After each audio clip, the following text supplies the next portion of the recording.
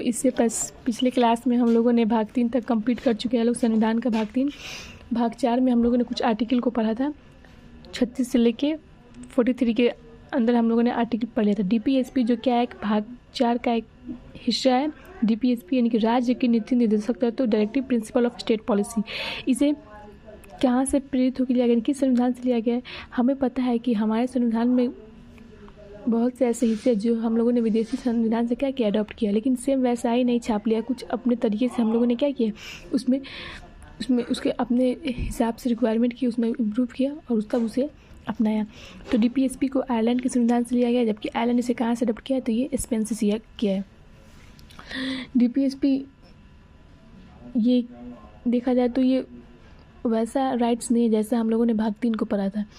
अतः डीपीएसपी जो है, इसे केटी शाह ने क्या कहा था, उनका एक स्टेटमेंट है कि डीपीएसपी है ना, एक बैंक का वो चेक है जो सरकार क्या करती है, अपने डिज़ायर के अकॉर्डिंग उसका भुगतान करती है, ट्रांजेक्शन करती है, उसका भुगतान करती है डीपीएसपी क्योंकि राज्य के नीति तत्वों को इसमें यह बात बताया गया ना कि सरकार जो है अपनी इच्छा अनुसार अगर जनता में कल्याण, सामाजिक और आर्थिक स्थिति में सुधार चाहती है समाज के अंदर, तो वह क्या करे, वह इसकी जितने भी इसके अंदर जो नियम है उसको इम्प्लीमेंट अप्लाई कर सकती है।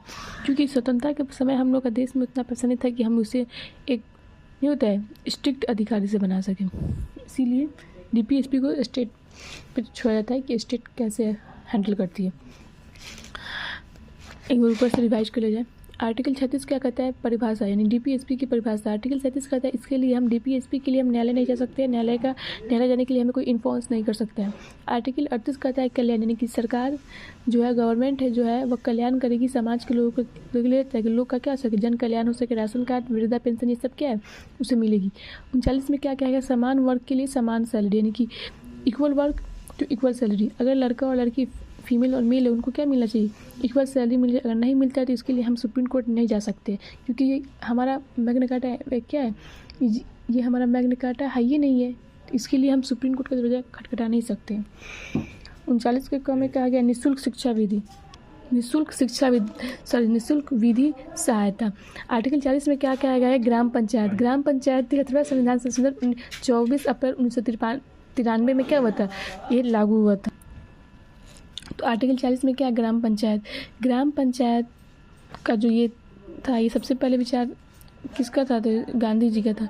गांधी जी चाहते थे कि हमारे देश में क्या हो, अंतिम छोर तक विकास हो सके, इसलिए वह क्या करते, स्थानीय स्वशासन पे ज़्यादा फोर्स क्या करते। लेकिन अफसोस है कि हमारा देश 1947 में आज़ाद हुआ और आज़ादी मिलने के काफ़ी लंबे समय बाद क्या हुआ, 1992-93 में ग्राम पंचायत और क्या होता है, नगर पालिका, ये सब नहीं होता है डिसेंट्रलाइज, यानी कि शासन को एक पूरा निचले लेवल पे किया गया काफ़ी लंबे समय बाद। तो ये आर्टिकल 40 में क्या कहा है, ग्राम पंचायत के बारे में कहा गया। तो ये ग्राम पंचायत का प्रावधान संविधान के कैसे लाया गया संविधान में, क्योंकि क्वेश्चन बनने वाला है। तो 73वां संविधान संशोधन 24 अप्रैल 1993 में क्या हुआ, ग्राम पंचायत को संशोधन के द्वारा संविधान में ऐड किया गया। जबकि सबसे पहले ग्राम पंचायत किस जगह पे लागू हुआ था, तो नागौर में 1959 में ही 2 अक्टूबर गांधी जी के, देखिए 2 अक्टूबर यानी कि गांधी जी से ही क्या रिलेटेड है। तो 2 अक्टूबर 1959 को नागौर में ग्राम पंचायत की स्थापना किया गया था। That's it. आर्टिकल 41 में क्या कहा है, कुछ दशाओं में सहायता। आर्टिकल 42 क्या कहता है, मनुचित दशा इन प्रसूति हेल्प, यानी कि गवर्नमेंट चाहे कोई स्टेट आपकी हेल्प कर सकती है प्रसूति। अगर आप डिलीवरी के समय में हैं, आपको कुछ दिन का नहीं होता है, जैसे वर्क 12 घंटा का है, तो उसमें आपको कुछ देर का हेल्प मिल जाएगा, कुछ देर की छूट मिल सकती है। आर्टिकल 43 क्या कहता है, तो आर्टिकल 43 कहता है न्याय संगत वेतन, यानी कि अगर कोई भी आदमी को उतना आप सैलरी दीजिए जितना कि उसका क्या हो सके, गुजारा हो सके। अब इतना कम सैलरी देते हैं आप कि उसका खुद का गुजारा ना हो सके, तो ये गलत बात है। तो इसी में कहा गया कुटीर उद्योग प्रबंधन में कामगारों की क्या हो, इक्वलिटी हो और सहकारिता। आज का हम पढ़ेंगे टॉपिक आज है आर्टिकल 44 यूसीसी। ये है मेन पॉइंट। जो यूसीसी है, यूनियन सिविल कोड, ये जो था ये अंग्रेज़ लाए थे लोग। इसे कौन लाए थे, अंग्रेज़ लाए थे। और यूसीसी जो था ना, समान नागरिक संहिता, ये सब भारत में अगर लागू हो गया है, हालांकि भारत में लागू हो गया है, इस साल लागू हुआ है 2025 में। इसे अडॉप्ट करने वाला सबसे पहला उत्तराखंड राज्य था, यानी कि इसे लागू करने वाला पहला राज्य कौन था? उत्तराखंड। तो यूसीसी भारत में लागू हो गया है, यूनियन सिविल कोड। यानी कि अगर आप हिंदू हैं, पहले क्या होता था ना कि हिंदू के लिए अलग लॉज, मुस्लिम के लिए अलग लॉज। अब किस किस मैरिज के, डाइवोर्स के, वसीयत पे, यानी कि मुसलमान को ये अधिकार, मतलब उनके अकॉर्डिंग ही नहीं, उनके लॉ के अकॉर्डिंग उन्हें एक से अधिक शादी करने का ये क्या राइट्स दिया गया है। तो ये भारत में मुस्लिम लॉज, यानी कि हम सबसे पहले तो जो हमारा फंडामेंटल राइट है उसमें क्या क्या है कि हमारे धार्मिक स्वतंत्रता बनी रहेगी। 25 से 28 तक के बीच में है धार्मिक स्वतंत्रता, राइट टू रिलीजियस फ्रीडम, उसमें ये बात कही गई थी। तो उसी के बेसिस पे, क्योंकि वो मूल अधिकार का अगर हनन होगा तो पहले से ही क्या था, हमारे देश में अंग्रेजों के समय में हिंदू के लिए अलग लॉज और मुसलमान के लिए अलग लॉज बनाए गए थे, क्या विवाह, डाइवोर्स और वसीयत में।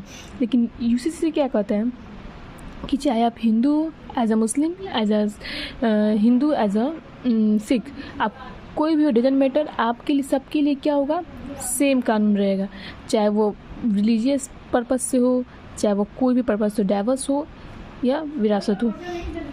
तो यूसीसी में कहा गया है कि विवाह, डाइवोर्स भी होगा। तो जैसे हिंदू का हो रहा है तो हिंदू के लॉज के अकॉर्डिंग नहीं होगा, मुसलमान के अकॉर्डिंग के लॉज नहीं होगा, ये इस लॉज के अकॉर्डिंग होगा। वसीयत यानी विवाह, डाइवोर्स, वसीयत में लड़का और लड़की दोनों का हक अधिकार है देने का। केवल आप बेटे को अपना जो होता है ज़्यादा ज़मीन नहीं दे सकते हैं। डाइवोर्स का जो प्रोसेस है इसके अकॉर्डिंग होगा। यानी कि यूसीसी ये क्या करता है, तीनों पे ज़्यादा जोर देता है, विवाह, डाइवोर्स, वसीयत पे। यूसीसी आर्टिकल 44 में क्या क्या है, यूसीसी के बारे में बताया गया है। आर्टिकल 45 क्या कहता है, तो हेल्दी यानी 0 से 6 वर्ष के बच्चे को स्वस्थ रखना, ये क्या है, राज्य की जिम्मेवारी है। नहीं रखेगा तो कोई दिक्कत नहीं, लेकिन अगर समाज को स्टेबल रखना है, सस्टेनेबल रखना है, तो उसको जिम्मेवारी बनते हैं राज्य का। इसमें क्या किया गया है, इसमें संशोधन किया गया है कि 6 से 14 वर्ष के बच्चे को 6 से 14 वर्ष के बच्चे को शिक्षा देना अनिवार्य कर दिया गया। इससे पहले के आर्टिकल में हम लोग किस आर्टिकल में पढ़े थे लोग, तो हम लोग आर्टिकल 21 के क में क्या पढ़ा था लोग कि इसमें संशोधन किया गया था और जोड़ा गया था 21 के क में, यानी कि जो फंडामेंटल राइट है 21 कि 6 वर्ष से लेकर 14 वर्ष के बच्चे को क्या दिया जाएगा, तो निःशुल्क यानी फ्री ऑफ कॉस्ट क्या एजुकेशन दिया जाएगा, जो हम दिया जाएगा। तो इसे इसमें था, तो इसे कहाँ ले जाया गया, तो इसे ले जाया गया आर्टिकल 21 में 86वां संविधान संशोधन, यानी कि 86 कॉन्स्टिट्यूशन अमेंडमेंट एक्ट के तहत 2002 में इसे फंडामेंटल राइट कर दिया गया। यानी कि अब ये इसके लिए हम सुप्रीम कोर्ट भी जा सकते थे, जबकि पहले नहीं जा सकते थे।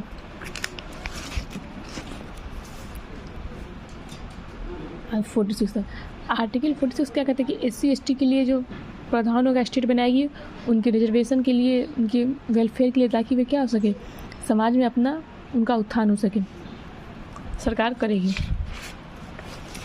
तो हम लोगों ने आज आर्टिकल 44 से लेकर 46 दो आर्टिकल पढ़ा है।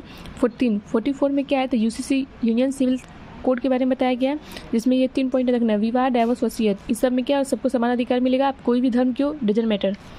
आर्टिकल 45 क्या कहता है, तो 6 से लेकर 14 वर्ष के बच्चों को शिक्षा का अधिकार, इसे पहले 0 से लेकर 6 वर्ष के बच्चे को स्वस्थ रखने का अधिकार था, और 6 से लेकर 14 वर्ष के बच्चों को शिक्षा का अधिकार यहाँ से हटाकर कहाँ ले जाया गया, तो ले जाया गया इसे फंडामेंटल राइट में 21 के क में ले जाएगा, 86वां संविधान संशोधन 2002 के तहत। और आर्टिकल 46 क्या कहता है, तो SC/ST के लिए सरकार वेलफेयर स्कीम लाएगी। आज हम इतना ही रहने देंगे, जल्दी से क्विक रिवीजन कर लेंगे, कल 20 तक हो गया था, 20 से लेके 46 तक का हम लोग क्विक रिवीजन करेंगे। तो पिछले क्लास में हम लोगों ने आर्टिकल 1 से लेकर 20 तक की क्विक रिवीजन कर लिया था। आर्टिकल 21 से हम लोगों को स्टार्ट करना है। आर्टिकल 21 ये बताए कौन से भाग में है, तो भाग 3 में आएगा, मौलिकाधिकार में। आर्टिकल 21 में स्वतंत्रता है, किस टाइप की स्वतंत्रता दिया गया है, यानी कि क्योंकि 19 से 21 जो है हमारा क्या करता है, स्वतंत्रता प्राप्त करता है। 19 से 22 तो स्वतंत्रता आएगा, तो प्राण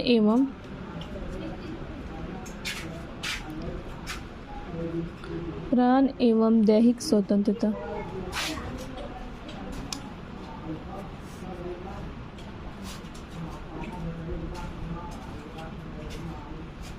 right to life and liberty. और लाइफ भी जीना तो कैसे, डिग्निटी के अकॉर्डिंग, गरिमापूर्ण लाइफ, गरिमापूर्ण जीवन। यानी कि आपको ये अधिकार नहीं दिया गया है कि आप हत्या कर सकते हैं। 21 के इका में क्या जोड़ा गया था, 6 वर्ष से 14 वर्ष के बच्चों को शिक्षा का अधिकार दिया गया। 22 में गिरफ्तारी से संरक्षण, गिरफ्तारी से संरक्षण। अब इसमें 2 तरह के, एक दंडात्मक, निषेधात्मक। दंडात्मक में अपराध किए हैं तो जाइएगा, पुलिस आपको वारंट दिखाएगी, उसके बाद 24 घंटे के अंदर आपको जज के पास पेश करेगी। इसके लिए आप वकील भी रख सकते हैं। निषेधात्मक में क्या होता है, बिना अपराध किए केवल आपको शक के आधार पर पुलिस गिरफ्तार करेगी, और शक के आधार आपको ना ही वारंट मिलेगा, ना ही आपको 24 ये मिलेगा। वकील रख सकते हैं। इस पता ये कब तक चलेगा किसी को नहीं पता है, यानी केवल ये पुलिस शक के आधार पे। पोटा, अफस्पा, ये सब जितने भी हैं, टोडा, टाडा, ये सब क्या होता है, ये सब इसी के अंतर्गत आते हैं। 23 में क्या कहा गया है, तो 23-24 किसका अधिकार बताता है, तो 23-24 में हमारा बताता है शोषण के विरुद्ध अधिकार। तो बलात्श्रम आप नहीं करा सकते हैं, बेगारी काम नहीं करा सकते हैं, काम करवा लिए और किसी का वेतन नहीं दिए, ये आप नहीं करा सकते हैं। प्लस बलात्श्रम, काम ज़्यादा करवाए और पैसा काफ़ी कम दे, ये भी नहीं करा सकते हैं। मजदूरी कराए लेकिन पैसा नहीं दीजिएगा, ये भी नहीं करा सकते हैं। बंधुआ मजदूरी भी आप नहीं करा सकते, क्योंकि हमारे साथ शोषण होगा। 24 में क्या कहा गया है, 14 वर्ष के कम के आयु के, 14 साल के जो कम के बच्चे हैं उसको आप किसी कारखाने में काम नहीं करवा सकते हैं। दूसरा, कारखाना में किसी ऐसे जहरीले उद्योग में नहीं कर सकते जहाँ पे क्या बच्चे के जीवन का हानि हो, तो वहाँ पे बच्चे से काम नहीं कर सकते हैं। आर्टिकल 23-24 क्या कहता है, शोषण के विरुद्ध अधिकार, जबकि आर्टिकल 19 से लेकर 22 तक क्या कहता है, तो आर्टिकल 19 से 22 स्वतंत्रता का अधिकार करता है, जबकि आर्टिकल 14 से लेकर 18 तक समता का अधिकार करता है। क्लियर। 25 से 28 जो हमारा आर्टिकल है वह क्या किसका बात करता है, तो धार्मिक स्वतंत्रता का अधिकार, right to freedom religious perspective, धार्मिक स्वतंत्रता का अधिकार। 25 में क्या कहा गया है, भारत के किसी भी धर्म के लोग हैं उन्हें अपने अपने धर्म की मानने की क्या स्वतंत्रता दी गई है, व्यक्तिगत स्वतंत्रता। इसके अकॉर्डिंग आप जो मन है वो पहन सकते हैं, घूंघट रख सकते हैं, आप दाढ़ी रख सकते हैं, पगड़ी रख सकते हैं, आपके अकॉर्डिंग। 26 क्या कहता है, सामुदायिक कार्यक्रम, अलग अलग धर्मों के लोग अपने अपने सामुदायिक जो होते हैं जलसा, यज्ञ, हवन, इसमें क्या कर सकते हैं, भाग ले सकते हैं, ये कर सकते हैं। 27 क्या कहता है, नो टैक्स। अब नो टैक्स किसके, जितने भी धार्मिक स्थल हैं। 28 क्या कहता है, नो एजुकेशन, कैसा education, no religious education, no religious education, यानी कि धार्मिक स्वतंत्रता, धार्मिक शिक्षा नहीं दी जाएगी, कहाँ पे, गवर्नमेंट इंस्टीट्यूट में।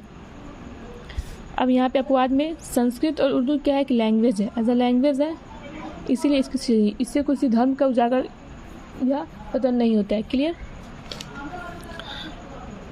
29 और 30 क्या है, संस्कृति एवं शिक्षा का अधिकार।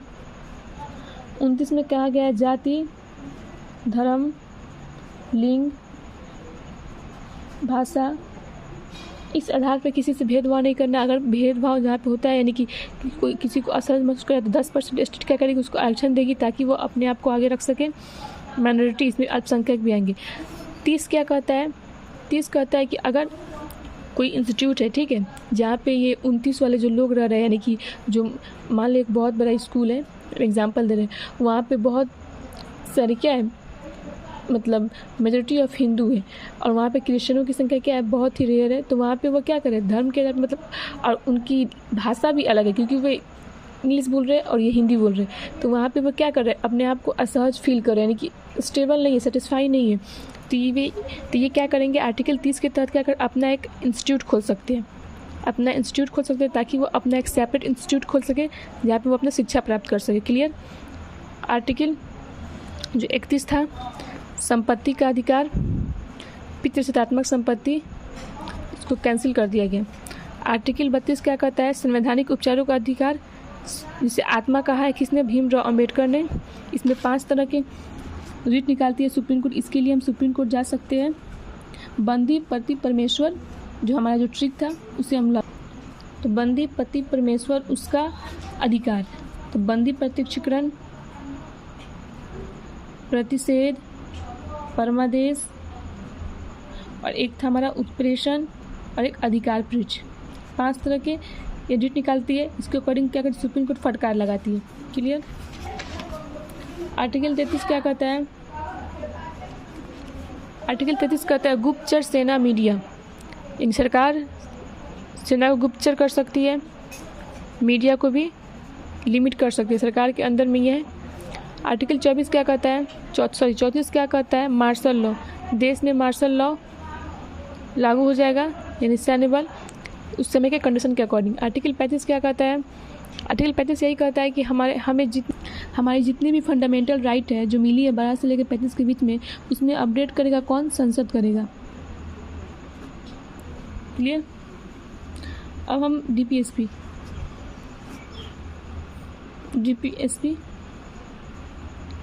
सबसे पहले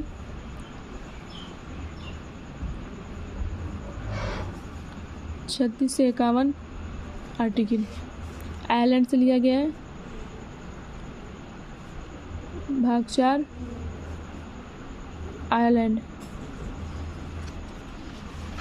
36 क्या कहता है, परिभाषा देते हैं, डेफिनेशन ऑफ डीपीएसपी। 36 क्या कहता है, इसके लिए आप न्यायालय कोर्ट में नहीं जा सकते हैं, इन्फोर्स नहीं कर सकते कोर्ट को। 38 क्या कहता है, जो हमारा जो गवर्नमेंट है वो कल्याण के लिए स्कीम लाएगी, जैसे वृंदा पेंशन, राशन कार्ड वगैरह। 39 क्या कहता है, समान काम के लिए समान वेतन, चाहे वह स्त्री या पुरुष हो। 39 के क में क्या लिखा गया है, 39 के क में लिखा गया है निःशुल्क विधि सहायता, निःशुल्क विधि सहायता, विधि सहायता। 40 में क्या कहा था, ग्राम पंचायत, राइटिंग सही नहीं है, अब जल्दी, ये केवल हमारा रिवीजन चल रहा है। ग्राम पंचायत जो 2 अक्टूबर